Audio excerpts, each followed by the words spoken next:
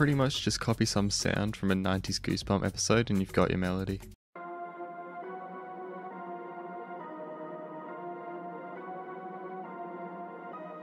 Put a couple of effects on it, I guess. Layer that with a guitar that actually sounds good.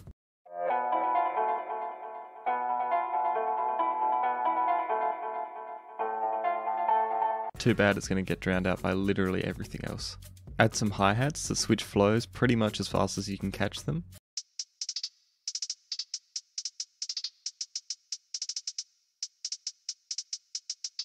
Oh yeah, add way too much reverb, like up that. Snare, this spot, seen it all before.